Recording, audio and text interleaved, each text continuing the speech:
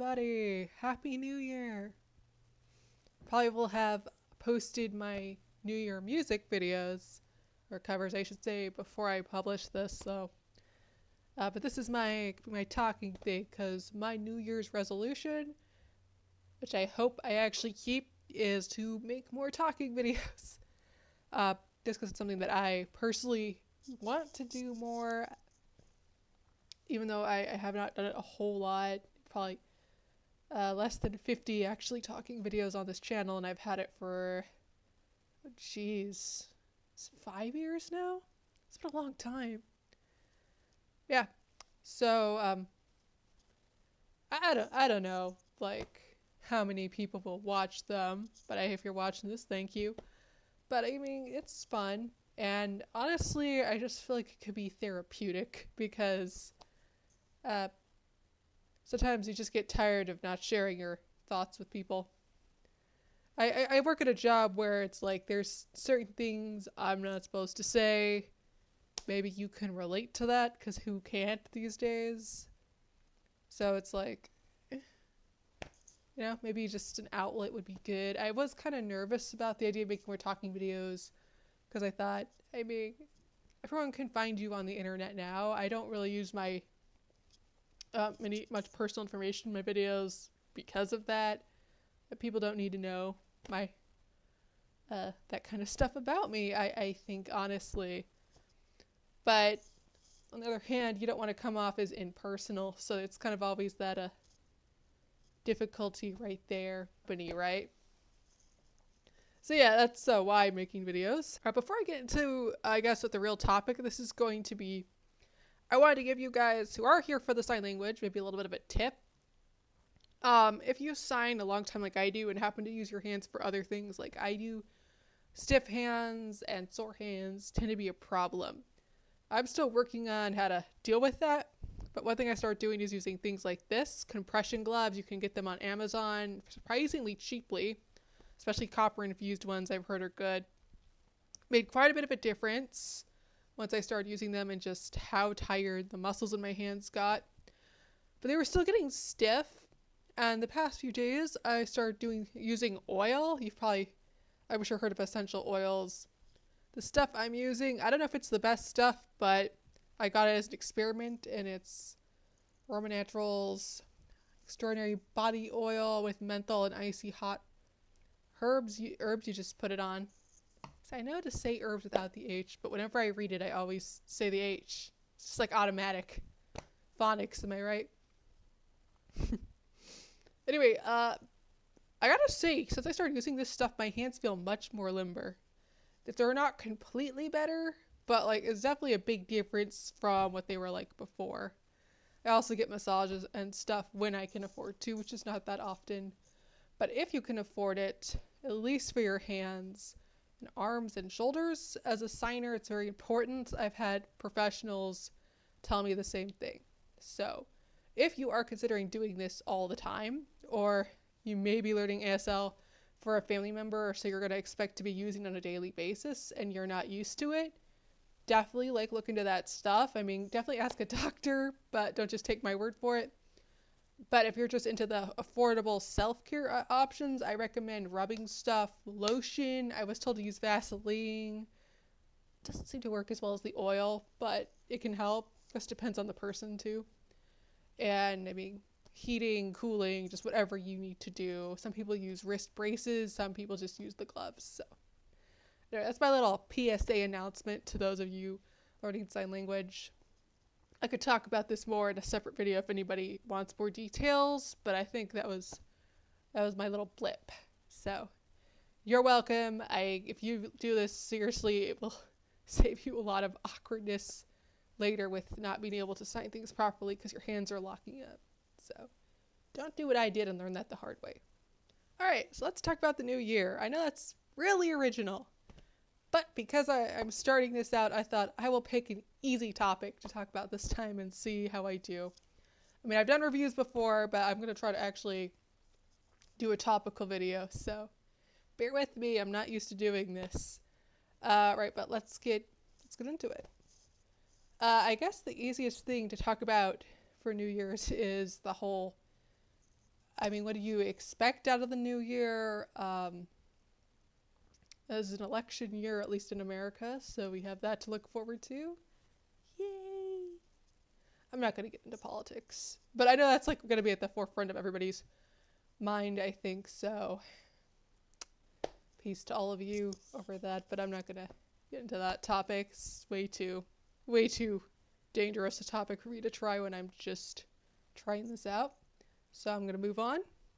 I know another thing people, of course, are focused on, as I already mentioned, is New Year's resolutions. And I always like to think of that phrase people like to say every New Year, new me, but it's all over TikTok right now. Or not. TikTok's kind of unpredictable, and I don't actually really, I don't own TikTok, so I just see YouTube Reels, YouTube Shorts, so even that's enough, though. TikTok is weird. Anyone else miss Vine? Vine just seemed classier. Is it just me, or was it just... Maybe it's just because I'm older. I don't know. I'm 25. I don't look 25, right? But I am 25 now. I'm starting to get, to like that middle of youth phase. So maybe I've just outgrown certain things. At least I'd like to think that's the reason. And it's not just that I'm hopelessly out of touch. As a side note, you ever notice that being out of touch literally has absolutely no meaning? It just depends on, the kind of circles you're in. Like, people say, like, oh, older people are out of touch, but older people say the same thing about younger people. It's like, I mean, you can't, like, discredit, honestly, life experiences. I mean, you can, but you shouldn't. So, I don't know, where am I here? I'm, like, in the middle of being young, right before starting to be almost middle-aged in another decade or two, which I know if you are older than me watching this, you're like, no, you're so young. It doesn't feel young, like, I don't know if this sounds weird, but considering how people in my generation are depressed so much, being 25 no longer feels that young to me, if that makes sense. It's really actually kind of sad, which is on top of going into a new year. I don't know if everybody's really that optimistic who's in my age group, in any age group, at least not on the internet. I mean, there's exceptions to that, but I think it's actually kind of all connected to just the way I think that education and media have changed. At least that's how I see it. I don't know if this is even on topic, but I mean, it's just me, or have the stories we tell just gotten more and more dark in the last 30 years.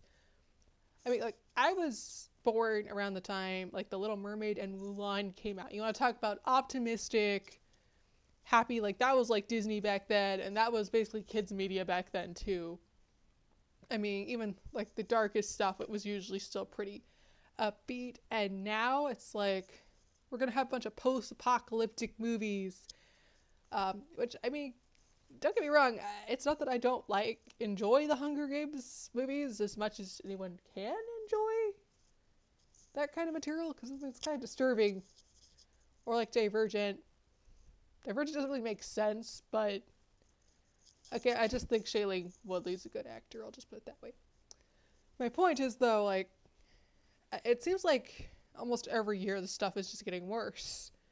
At least darker, more gritty, more discouraging. And I think that has affected how people see their future. It's kind of funny for generations that were told growing up, you can do anything, you can be anything, dream big. That's what I heard. Like, it's like out of high school into college. Where does it go? I'm not the only person who's commented on this phenomenon. People have actually studied it. And, I mean, I personally look at the curriculum and, like, well, what are they teaching them to expect from the world? You have to consider that. But I also think it's probably a lot of it is TV. So, I know, cheerful message for New Year's. But, I mean, that's kind of like what I'm looking at, I guess, right now as I'm thinking about it is, why are we the way we are when it comes to, like, the start of a new year? I mean, New Year's resolutions. It's kind of interesting. Like, people, they put significance into new beginnings, right? And that's kind of where the idea of a New Year's resolution comes from. I'm going to make an improvement this year. Now, we all know people don't usually keep the resolutions, but some people do. And it's kind of like, well, why do some people keep them? Some people don't. Why is it such a big deal to us to make resolutions that we know we're probably not going to keep? I mean, what is going on? And you're not really a new person just because the year changed. So why do human beings assign such significance to things like dates changing? Why do you think it is? I feel like this is going to get more in depth than a lot of people would normally go, but that's kind of my style. So, to answer the question I just asked, why do we put such significance on it? I know that a lot of people now, I would anticipate, would say it's just because human beings like to be superstitious. I mean, those lovely cynics who love to just be a buzzkill and everything. We've all met somebody like this, who's or seen them on the internet in my case. Cause, most people I know actually aren't this depressing. Thank goodness to hang around. But there's some who are well, it's because we just want to read significance into meaningless things to make ourselves feel better, and it's all malarkey or bullcrap or whatever euphemism you want to use. I just love how those people never want anyone to enjoy anything. It's like the people who say Christmas is an over-commercialized holiday. Well, it might be, but if you can still enjoy it, why does that bother so many people just to see people having fun? I mean, jeez. They're not hurting you by having fun, right? I feel like it's almost the same thing. Well, New Year's resolutions are stupid. Is it hurting you? So I'm not here to necessarily nitpick that whole idea, because that's, again, it doesn't really affect me one way or the other what your New Year's resolution is. I'm just kind of looking at why do we do it, But if it's not superstition, which I think that's a pathetic explanation, because I mean anything can be superstition if you are gonna take that tact of just because it's something people feel importantly about, but there's no quote unquote logical reason to feel that way that makes it superstition. I don't know. You said there's no logical reason to watch movies. Does that make watching movies superstitious? No. Of course not. So, celebrating things is not superstition. I think we need to really stop listening when people say that. That's stupid. So, another reason could be it's a tradition. Which is, I know their Chinese New Year is a big deal. New Year here is a big deal. It's a big deal in Europe. Some nations, not so much. A lot of nations didn't really have an organized calendar. Fun fact, if you did not know that. It was kind of just spring, summer, fall, and winter. That's changed more as this kind of industrialized approach to time has spread over the world, but for a long time, that wasn't the case. So because of that, they didn't really have, I think, a New Year's thing, although a festival in spring might have been more a thing. Again, depends on where you live. Anyway, to get back to what I was saying. So there is a significance. I think, it was humans just like to feel that time is significant, and these celebrations are a way of acknowledging that. The story of how we ended up with New Year's being the 1st of January dates back to Caesar, and very interesting story. I'm not going to tell it here, but yeah, it was, they wanted to make the sun and the moon time kind of coincide, so they figured out a 365 day plus a leap year time schedule, and then they split it up into 12 months with the varying amount of days in the month. So before that, yeah, gee, it's hard to imagine a time when we didn't have that kind of year, but there was a time before we had years like that. Although, interestingly, a lot of, I believe, people still went with 12 months. They just didn't have it, sorted out the way that we do. And I believe, some of them, the first month wasn't January. It was a different month. So that's my little history blip for you. Feel free to look up more of that if you want more detail than I could possibly give you. But, so, 'cause I always thought, why January is the start of the year, because it just feels right. Okay, so now that I went off into that rabbit trail, back to the subject. Why make New Year's resolutions? Why try to improve yourself? I think that it really comes down to motivation, don't you think?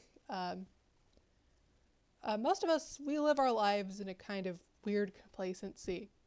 We get used to routine, and holidays are one of the only things that disrupt that routine, though even that can feel routine once you've done it over and over and over again. And the idea of a resolution is that nobody wants to be stagnant. They want to feel like they're still growing and improving in their life, but they want to take the time to change their life, and they need an excuse. So what better excuse than a holiday dedicated to celebrating new things? Right? I think that's basically what it comes down to. I'm not a psychologist, but I think psychology would pretty much agree on that. So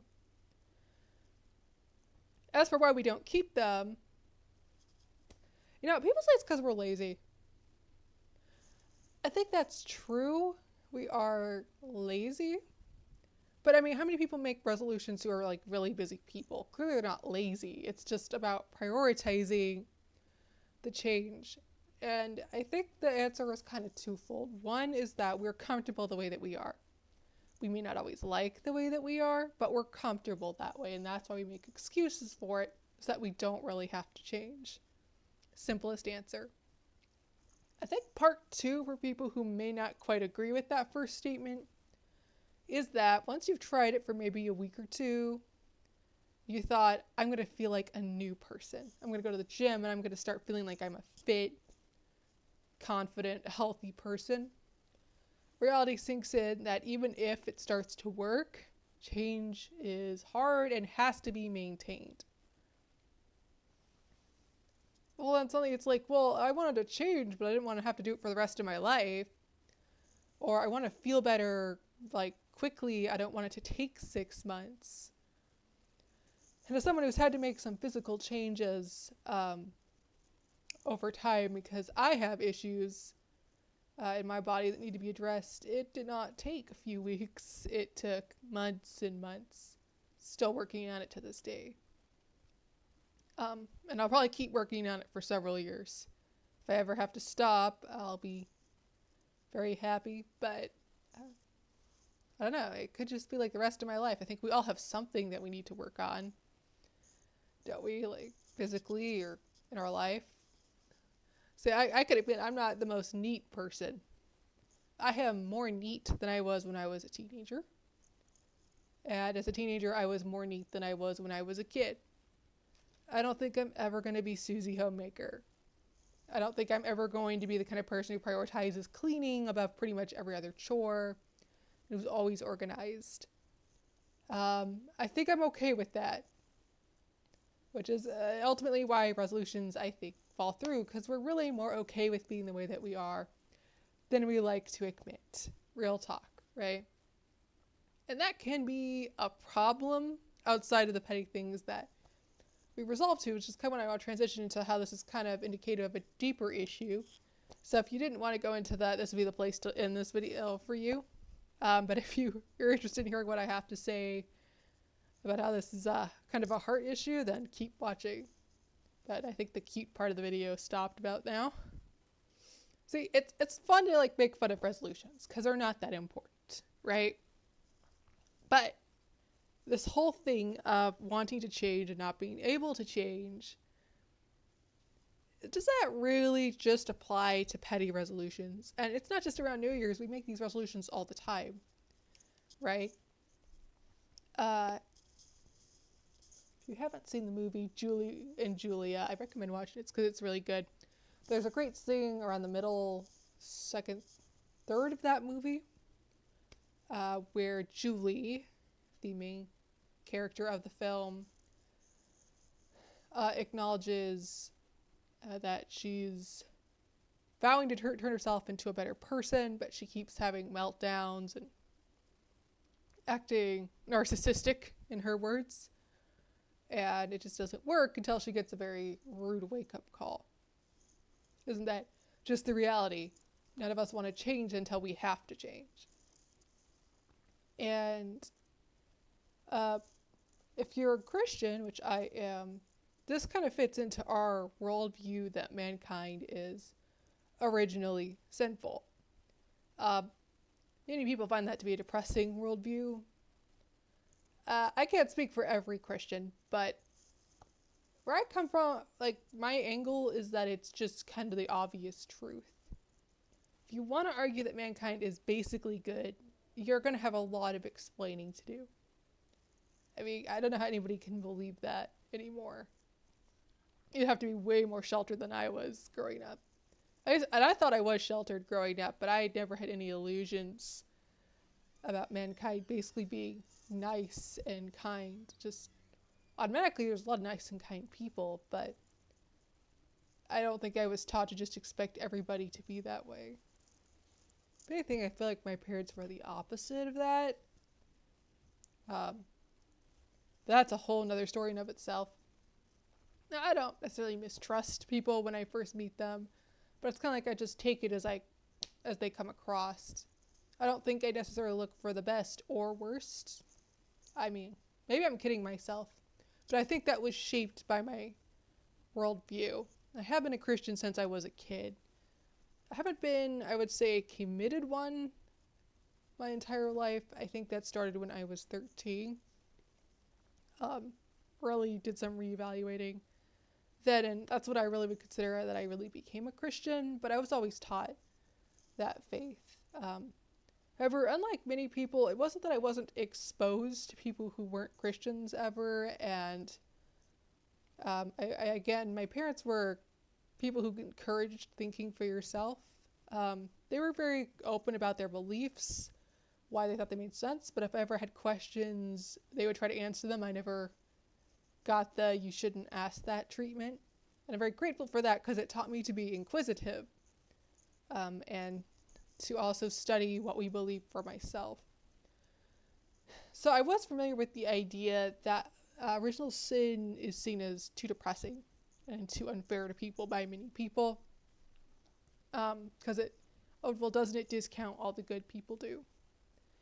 Well, no, it doesn't actually discount all the good people do. I think we must understand what original sin really is. Original sin is not saying that human beings are always going to be evil no matter what they do. I've seen that idea floating around recently. That's not what we believe. At least if it is what someone believes, that's not biblical. That is a twisted, someone is like taking the Bible out of context spin off of it, because that's not actually sound doctrine. According to the Bible, like, goodness is written into our hearts. The law of God is written into our hearts. It's why we have a conscience. That's what the Bible actually teaches, and that mankind was created good, but that he goes wrong, and that because, like, mankind originally, way back in the beginning, chose to go wrong, now all of us follow that example. The reason I think that makes sense is because you see it, and if you're like me, work with children, you see it all the time, play itself out. A lot of kids, they don't start off always extremely selfish or extremely dishonest, but there's always some point, no matter even how good your parents are, and I remember this from my own experience as well as other people's, where there comes a choice, and I mean, I remember like the first time that I consciously stole, the first time that I lied, maybe not the very first time, but I remember lying, even at a very young age, and it wasn't something I was taught to do by other people. I don't even remember being aware of like people lying at that age. It just came naturally to me, as it came naturally to my siblings and to all the other kids I knew. Now, I did see, like, getting older, that the way some people parent definitely encouraged that behavior, nature versus nurture, right?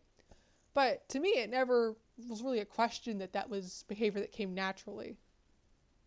And I think the argument that kids do that because people model it for them is pretty flawed, because I actually don't think most kids at 2 or 3, which is usually when lying starts, if you're verbal, 2, 3, 4, 5, can actually tell when somebody's lying to them. So how is it they know how to lie if they're watching a lie being modeled and they don't actually know it's a lie? That doesn't make any sense. So it would suggest that lying is just part of human nature.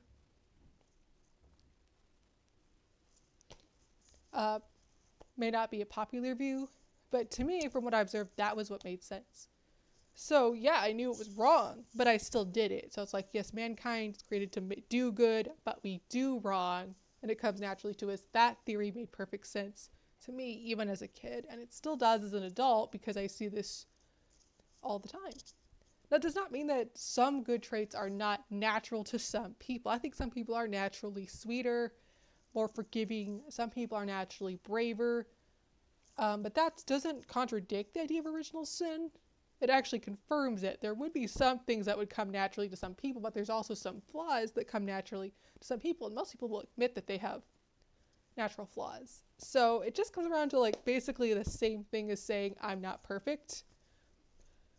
But I think the reason that people prefer to just say I'm not perfect is because people don't like the idea of perfection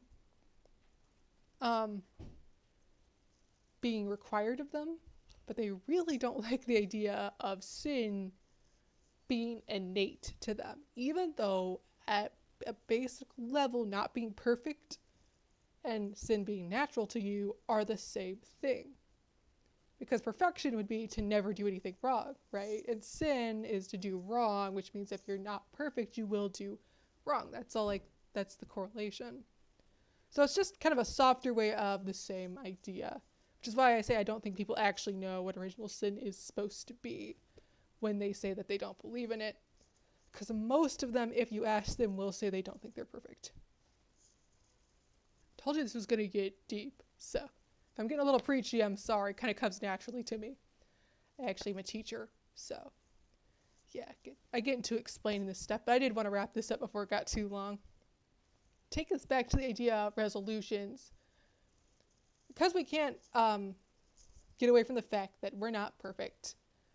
We want to change nature, and we don't really want to be perfect, to be honest, but we want to become the version of ourselves that we like the most. Which might as well be perfect because it's that unattainable. No one's ever going to get there, right? I think that's also because we don't see ourselves very clearly anyway, if I'm honest. So then we make resolutions, either on New Year's or other points of time. We try to change. We find that we can't change. And this also comes out to me, to my worldview of people can't change themselves. That's in Romans chapter 7. You might know what is right to do, but you won't do it. And that may even actually make you very upset. Some people have deep issues, and they really wish they didn't. They wish they didn't have that crazy temper that they have, or that crippling anxiety that they have, or whatever mental illness or condition you want to say you have. And for me, it was anxiety. And it was crippling, very crippling for many years of my life.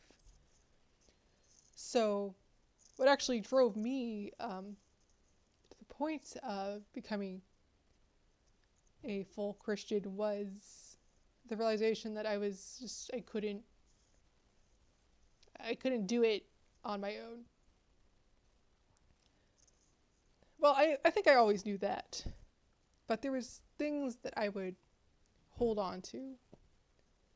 I wouldn't be willing to let go of, and I think that is why we don't change. There's always something we're not willing to give up. Whether it's our time, our energy, our self-complacency. I think that's a big thing. If we really accepted that we needed to change, we'd have to admit that there was a problem, and our pride doesn't want to do that. And the older you get, the worse that gets, I think. Unless you've maybe practiced your whole life not to be that way. But even then, I feel like, I don't know. It's almost like the more you know how to like handle things in life, the less humble you are about it, because you think, you can pass to the rest of the world. So who has to know that inside that's not really the full story? At least that's what I've observed. And I've definitely seen, I think, both sides of this growing up in the church, but also around people outside the church, and experiencing both. And yeah, I'm not saying the church is perfect. Far from it. I had plenty of negative experiences in church, but I had plenty of negative experiences outside church too, which is really, I think, where I got the idea that this is just how people are. Regardless of what you believe, it's hard for people to be good. The difference was that the people in the church would acknowledge that, and the people outside of it wouldn't. And I know, because I would talk to them about it. I was quite precocious, I feel like, as a child, to not be afraid to ask people those kinds of questions, and it just came down to they just wouldn't admit it. Like, I mean, we all have issues, but they wouldn't admit those issues, and even if they admitted they had them, they didn't want to change. That's what they told me. In the church, it's more like, yeah, we have these issues that we want to change. Then you kind of like see who actually means it when they say that, because they will actually change, and the people who are just giving lip service to the idea because they're in church don't change. And I've seen both. And I've been both. But there is a difference, you know? And I mean, I didn't mean to make this whole video necessarily just about that.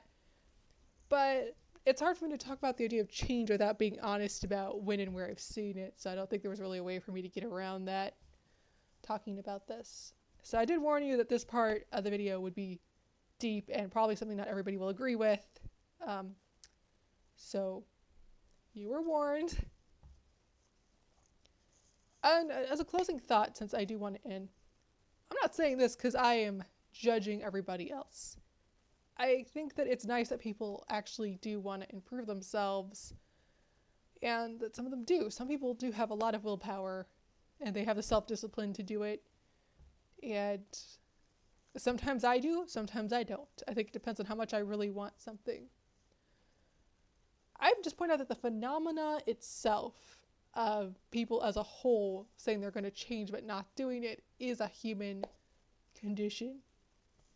That was kind of my point. So no matter what you believe in, you're going to see the evidence of that around you, and I guess like we all have to decide what explanation we accept for that. I'd be curious to know what the materialistic explanation even is for it. Because outside of religion, why people would even want to change and improve themselves in ways that aren't critical to survival, I don't know. We don't see animals doing that. I mean, what has an animal ever said, I'm decided to improve their life? That's not how animals think. So if you're going to say it was an evolutionary instinct, I'd like to know how that would be an evolutionary instinct when we don't see that in the animal world. I don't know. I've never actually heard one of them talk about it. So if you know, hey, leave a comment. I'd be interested to hear the answer to that. Other than that, I guess that's where I'll end this video. See how I feel about publishing and editing it once I've ended it. If you enjoyed it, please like, comment, I guess if you thought I talked too long, you can comment that too, but try not to hurt my feelings too much. It was a first attempt, guys. So go easy on me. I'm hoping I'm going to get better at pacing this with practice. I know a lot of people struggle with that at first, but they get better over time. So we'll see how that goes. Until next time, Happy New Year.